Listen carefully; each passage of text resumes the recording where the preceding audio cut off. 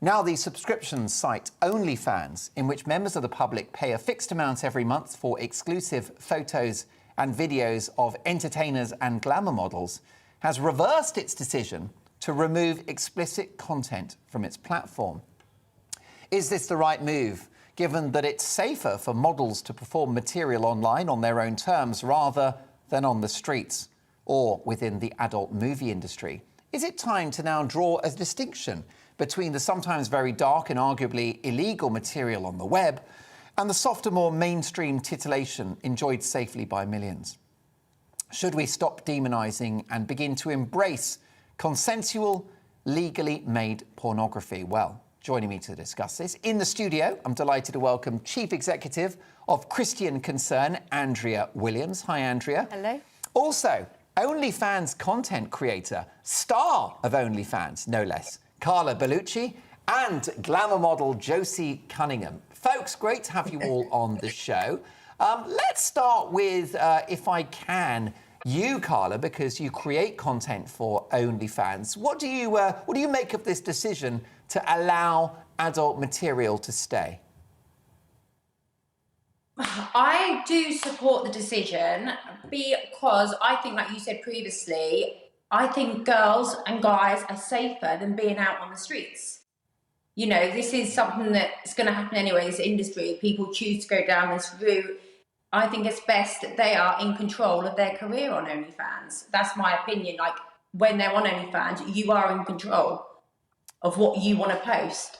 I think you're safer. So, Carla, may I ask what you do on OnlyFans? What your actual service is for your many subscribers? So I am just mainstream glamour. I don't do pornography. I haven't got anything against it. It's not my field. But yeah, so I'm just like ex-page 3, pure straight glamour. I don't do nudity. I don't do porn. This sounds really, but I don't need to. You know, people subscribe anyway. So, and obviously they want to see glamour with me. So, you know, but each to their own. I'm not saying. And glamour could be characterised as just gorgeous clothes, really great lighting, fabulous hair, great outfits, and what, I guess maybe underwear and swimwear and that kind of stuff? Underwear, bikini, swimwear, yeah. That's my main niche, yeah. And I mean, you've got quite a few subscribers. Yeah, I've done extremely well on the website. So for me, it's been a really positive experience. You know, I can't speak for everyone, but for me, OnlyFans has been incredible. It's been life-changing. It's made me a lot of money. It's been life-changing. You make a few grand a month, don't you? Or you know, and then some. And I do pretty well on OnlyFans, yeah. I'm not going to say exactly how much, but it has been life-changing, and it has worked for me. And do you feel exploited? Do you feel exploited, Carla? No, because I've exploited myself almost. Nobody's forced me to go on OnlyFans. It was my decision. It's my choice. So, you know, nobody's exploiting me. And there you are at work, looking fabulous, of course, in that shot, as you do on video right now. Josie Cunningham is with us as well, glamour model. Hi, Josie. Hiya. Hey, great to have you on the show. Now, Josie, listen, you're something of a national celebrity. Is it true that you got a boob job on the NHS? Apparently so. They can have them back. You went public with that. How did it happen? What was the conversation with the GP? Well, we're here to talk about OnlyFans today, but I agree with Carla. Hi, Carla. You're right, girl. I agree with Carla. Like, this is the one platform where all girls know, and for definite 1 million, that like there's no under 18s of you know that are able to look at your adult content. Like Carla was saying, she doesn't do nudity and pornography and things like that. I do on mine, and oh, it's great. I feel so empowered. It's so fantastic. Josie, I mean, the money's great as well, like Carla says. So Josie, you are on OnlyFans yourself. I am, yeah. And you say you go a little further than Carla, is that right? I'd say so, yeah. I've done some pretty bad things on there, to be honest. But this is why, for me, it's so important. Sorry, my battery's bloody phone. This is Oh, why, no. for me, it's so Also, important Josie, that I have this platform. given that you're very experienced in front of a camera, do you mind just putting yourself in the middle a little bit? I know, I keep looking. I was told move to the left. That's it. Let's go the other way. We've lost you completely now. There you go. Oh no, we're still going to have to reframe you. I tell you. So there you go, looking fabulous. No, Josie, back to where... I think what you need to do... Josie, I'm going to be your director now. I never thought this would happen. It's a new development in my career. Oh. Would you mind going shift to the left a little bit? It's allowed at this time on the night. I know, who knew? I hope I get some kind of credit at the end. Listen, would you mind moving left? If you shift left a little bit. I'll give you a free subscription, and I never do that. There you go. When Mrs. Dolan finds out, it'll be game over for me. So would you mind shifting to your left a little bit? And I'm going to include... that's fantastic. Well done, Josie. We're going to come back to you, Josie, because I'm also delighted to say with me in the studio is the Chief Executive of Christian Concern, Andrea Williams. Hi, Andrea. Hi there. So you've heard from both of our fellow guests here tonight that they are on OnlyFans. They make a lot of money and they're in control of what they do. So what's not to like? They are both celebrities. They've talked there about doing things, difficult things, in fact. I mean, Josie there was saying she'd done some bad things. It would be right to say that Carla is there saying, well, I can control what I actually do. But there are many women and many girls out there that are actually seeking to emulate the kind of success that tonight these two ladies are talking about, but not succeeding, and selling their bodies onto the screen, or trying to sell their bodies, objectifying themselves, and in effect, commodifying who they are, and putting themselves out there as sexual objects. And I think to glamorise that and to make an industry of it really destroys the self-worth. When the woman turns off the screen, then her self-worth is destroyed. Josie? I disagree. I think that if a woman feels empowered enough to show her body, and if so be it on a platform, then that's fantastic. That a woman finds it in herself, the empowerment of her body, her own beautiful body image. And that's her body, not yours to say she shouldn't be doing this. And unfortunately, people like you are the problem with society. Well, I think that the reality of what we're seeing today, increasingly, I mean, there was a report out today from the Children's Society showing that the mental health of our young children is increasingly obliterated, unhappy.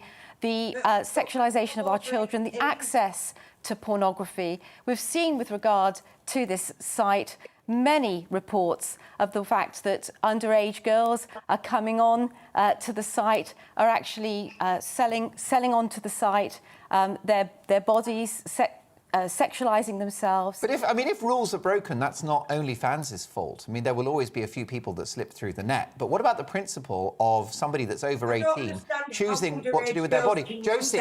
Josie, take it away. I don't understand how she's making these claims of young girls underage going on there. I've never heard of that. And this is why it's such an important platform. And I'll say it again, because you have to be 18. You have to age verify yourself. You have to show photo ID, a passport. You have to register with a bank card. They'll have your age on and everything else. You can't. We have to ask what we're doing, though, don't we? We have to ask. A safe platform. Well, with social media, Carla? Because there's so many platforms. You've got TikTok, you've got Instagram. Young girls are on there from 13 posting, not necessarily as hardcore stuff, but it's all around us, with the mental health thing. Is this a problem with social media in general? It cannot be all blamed to OnlyFans, No, we're not blaming it just on OnlyFans, but the reality of the commodification of our bodies, and the impact, indeed, on those that are viewing this, the fact, the fantasies that can never be a reality, actually taking sex completely out of the place of a safe place where it should be expressed. And women selling themselves in that way harms not just them, but also even those that are viewing it. And we're seeing this. When this all becomes mainstreamed, then we're seeing the harm and the addictions and the lonelinesses and the powerlessness. In fact, the powerlessness of many women that get caught up in it, that aren't making the tens of thousands of pounds per month, perhaps even, that you are making, but actually are asked to do increasingly difficult stuff that they find very uncomfortable. And getting paid little for it. So that kind of extremity that occurs by women trying to emulate the kind of thing that you're doing. Andrea, before I give the last word to Carla and to Josie, and I'm going to come to both of you, but could I just say that I wonder whether this is comparative, and that if you think about some of the horrors that are on the internet, that actually this rather old-fashioned and gentle pornography, the soft porn that you're seeing on sites like OnlyFans, is very much the lesser of two evils, and it's sex work in some cases that's happening in a safe space for that performer. So can't we sort of have a nuanced conversation about it, where you go, yes, some really nasty stuff happens online, which frankly is borderline illegal or is illegal, but lots of pornography is there to be celebrated, often consumed by couples watching porn at the same time, enjoyed by the artists performing it. In the case of Josie, she loves her job. And therefore, can't we accept that some pornography is...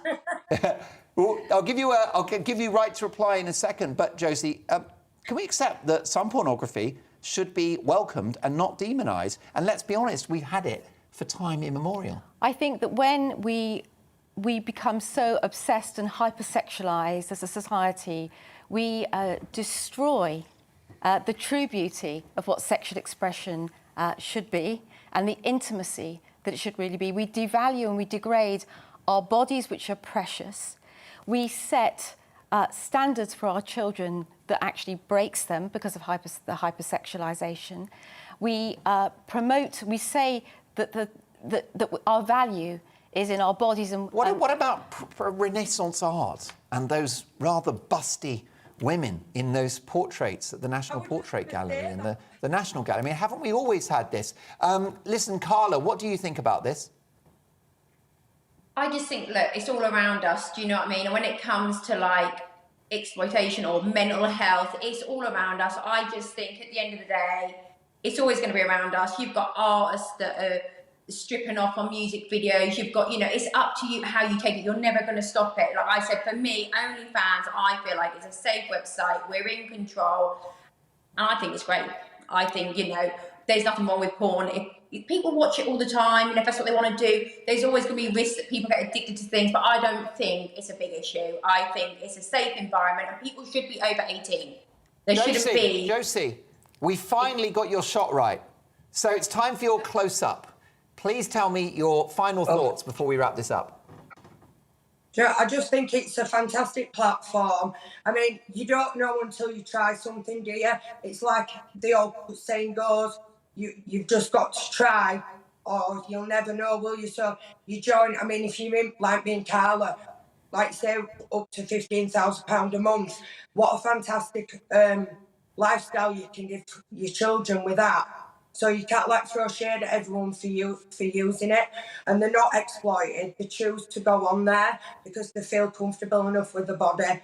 So girls, love yourself, love your bodies, and get yourself some money made on OnlyFans. What do you think? Has Andrea got a point? Is she right to be concerned? GB. Do you know what? I think as human beings, Josie, go on. I think as human beings, we're all share Andrea's concern about children that are exploited, but we're not children that are exploited. We're beautiful women, all. But I'm concerned for you. I'm actually concerned for you. I'm concerned for you too. I'm concerned for you too. I'm concerned. Because when we turn off the cameras, what we're doing, what the example we're setting, and actually the loneliness that we'll feel when we've exploited our bodies in a way that they weren't meant to be exploited. So I'm concerned for you, I'm concerned for the women involved, I'm concerned for those that consume it, I'm concerned for our children, and I'm concerned for the health of our society as a whole when this becomes all all prevalent and present. Well, there you go. Opinion is divided. What do you think? gbviews@gbnews.uk. My sincere thanks to all three of you. I think it's been a fascinating and very important conversation, and I think you've all made really valid points, I've got to say. Andrea Williams, Chief Executive of Christian Concern, thank you so much. OnlyFans star Carla Bellucci, and also another star of OnlyFans as well, Josie Cunningham. Thank you to all three of you. Here's a statement from OnlyFans, who have told us, OnlyFans stand for inclusion, and we will continue to provide a home for all creators. There you are.